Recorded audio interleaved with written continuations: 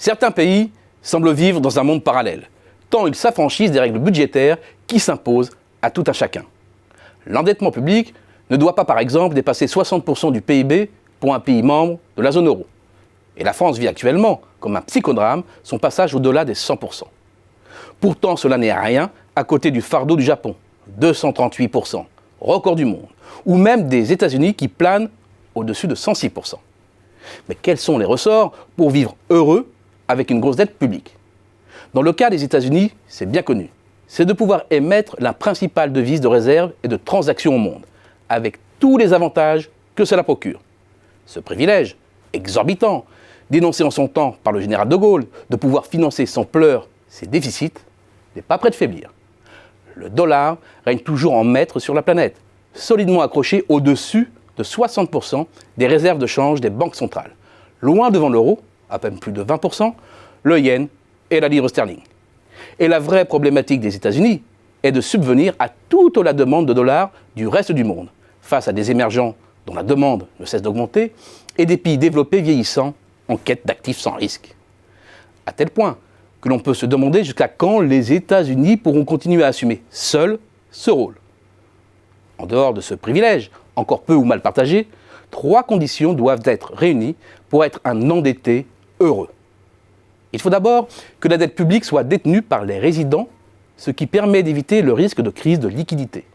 C'est le cas au Japon, où plus de 90% de l'endettement est détenu par les résidents, banques centrales, ménages, institutions financières. En Europe, c'est le grand écart. C'est en Suède, où la part des résidents est la plus importante, avec près de 80%. Mais l'endettement public est faible. En revanche, parmi les grandes économies européennes endettées, le Royaume-Uni et l'Italie se distinguent avec une dette brute des administrations publiques très majoritairement détenue par les résidents. Ce n'est pas le cas pour la France et la Belgique, où l'endettement public approche, voire dépasse les 100%. En d'autres termes, ces 2 économies seraient plus sensibles aux attaques des marchés et des investisseurs étrangers pris de panique face au risque de ne pas être remboursés. Deuxième condition, considérer la situation patrimoniale globale du pays vis-à-vis de l'extérieur. Avec cette question, quelle est la qualité et la valeur des actifs sur lesquels est adossée la dette? C'est dans le jargon économique la position extérieure nette, qui correspond à la différence entre le stock d'actifs qu'un pays détient à l'étranger et l'ensemble du passif détenu par les étrangers. Un pays peut certes être très endetté, mais si c'est le levier par lequel il investit et se déploie à l'international sur des actifs qui se valorisent parfois plus vite que la dette, cela participe au renforcement de sa puissance. Le Japon coche la case, une fois de plus.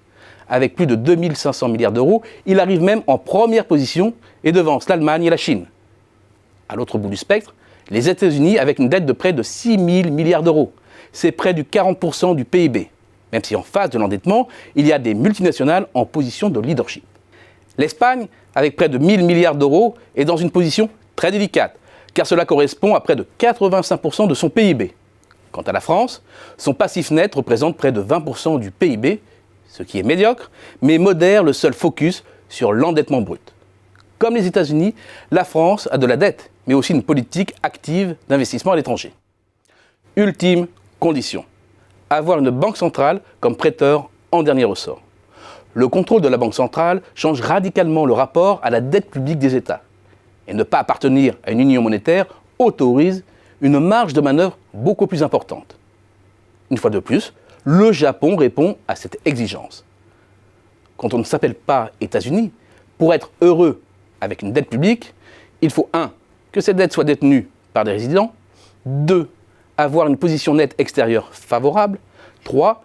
Une banque centrale politisée. 3 conditions que ne remplit pas, ou médiocrement, la France.